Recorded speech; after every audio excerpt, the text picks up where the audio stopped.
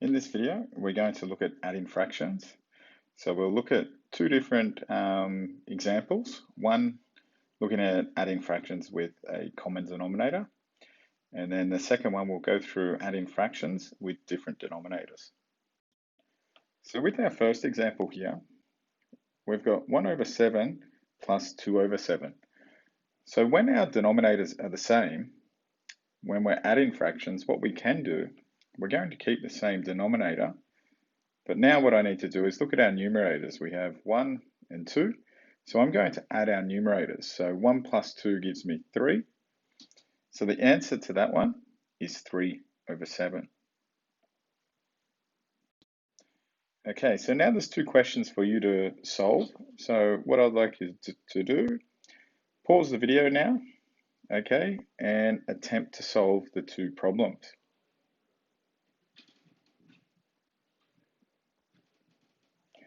So with the first one, we've got the same denominator, so I'm going to put 24 to begin with. And then I've got in the numerator 2 and 3, so 2 plus 3 is going to be 5. So my answer there is going to be 5 over 24. With my second fraction, I've got 6 over 12 plus 2 over 12. Again, the denominator is the same. So therefore, I'm going to put that down. Then I've got the numerators I add together. 6 plus 2 will give me 8. Okay, however, I can simplify here. So I need to think of the highest common factor that goes into 8 and 12, and that's going to be 4.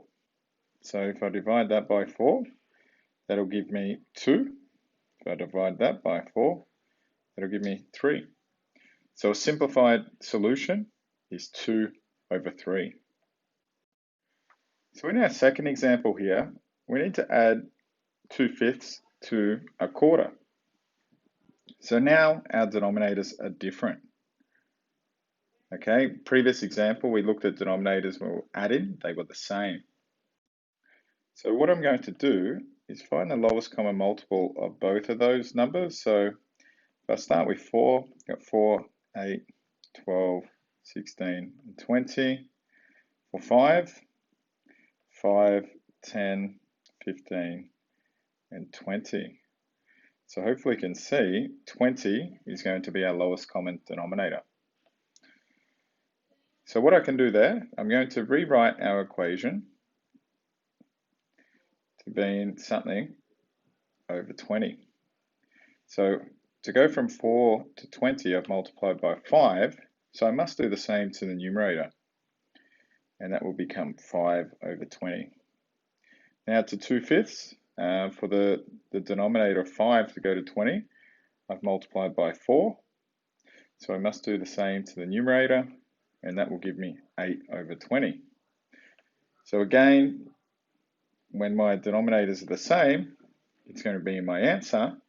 So now I need to add the numerators. So 5 plus 8 will give me 13. So my solution to 1 over 4 plus 2 over 5 is 13 over 20. Okay, now there's two questions for you to try. So again, what I'd like you to do, pause the video and attempt both of these problems, thinking about the process that I've just been through.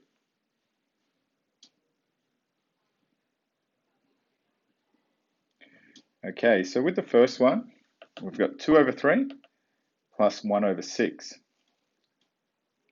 So I'm going to find the lowest common multiple. 3, 6, 9, and for 6, 6, 12. Straight away, I can see that it's 6. So I don't need to change the second fraction, but I do need to change the first fraction to get it to be over 6. So the denominator I need to multiply by 2, so I must do the same to the numerator. That'll get me 4 over 6. I keep my second fraction. Now I can simplify. So I've got a common denominator now. Okay, so I'm going to put 6 down. Then my numerator, 4 plus the 1. And my solution is going to be 5 over 6. Okay, for the second one, again, I've got 6 over 10 plus a half. I want to come up with a common denominator. So I'm going to work out the lowest common multiple. Okay, so there's 10,